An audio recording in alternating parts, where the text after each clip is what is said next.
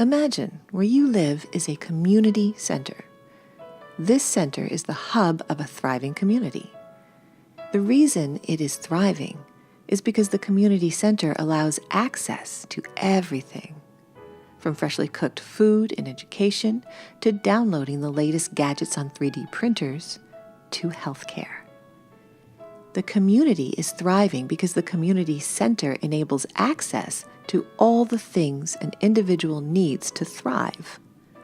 From a place to develop social relationships to a place to gain material sustenance and knowledge. Let's take a closer look at our community center.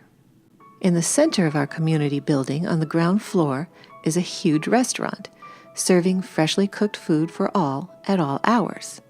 Radiating from this central hub are various spaces for various facilities. Doctor surgeries, educational facilities, entertainment spaces, and light manufacturing with 3D printing facilities where we can download our newest gadgets and recycle our old ones.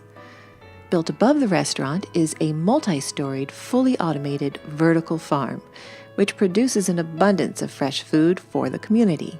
It produces an abundance because visitors and guests are always welcome. Seems idyllic? Or just seems like good old common sense? Think about it.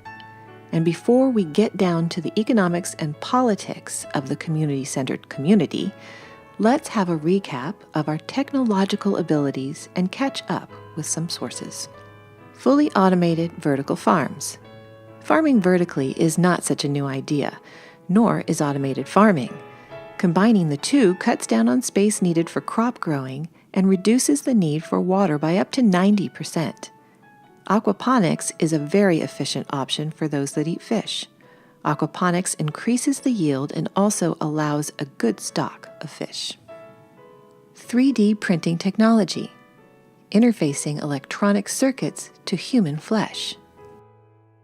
Even apartment buildings and cars.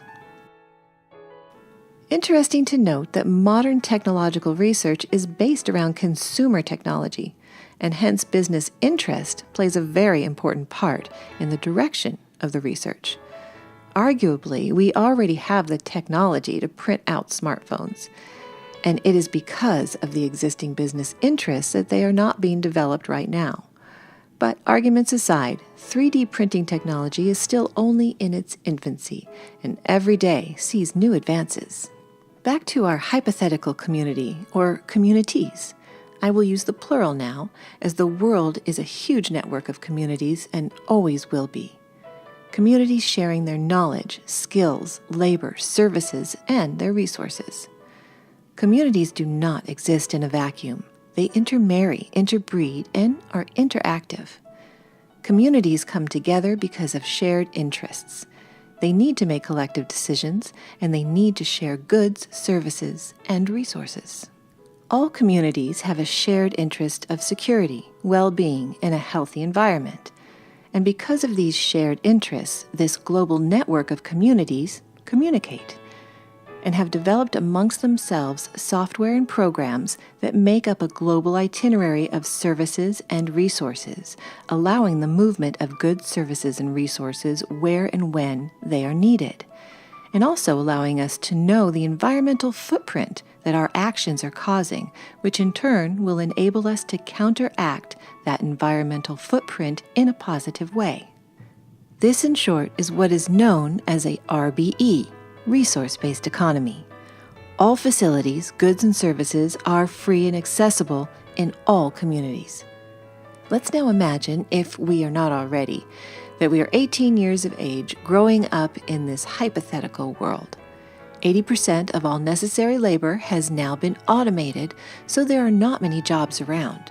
But we realize that if we want to get some social respect and social status, we will need to contribute. Education is of course free, like everything else, and readily available. So is travel, and one might want to study and further one's interests, or do some volunteering, or one might want to discover and travel the world and spend 10 years blue skying. The world really would be your oyster. You would really be free, not subjugated to monetary concerns, not conjoined to finding a job that pays well but you don't particularly like doing. There will be no mortgage or student debt tied around your neck. You will feel free because freedom cannot be bought or sold. Freedom exists when our material needs are met and all options and choices are available to us. So, in this hypothetical situation, what would you choose to do? Is this a dream, a fantasy, or a future reality? We can already replace 80% of our labor. So it's not technology that is holding us back, but political and social will. It is said that the longest journey starts with the first step. First steps have already been taken. We have organizations like the Zeitgeist Movement and the Venus Project promoting a resource-based economy. We have social movements such as the Open Source Movement and the Free Charter Movement. We even have the Money Free Party that is underway working towards political consensus. All we need is more people supporting and promoting freedom. The future starts now. Tomorrow is colored by what we do today. Show your support and consensus for a free world and bring the free world a tiny step closer by becoming a member of the Money Free Party and increasing the political consensus for this direction. The future is ours to make.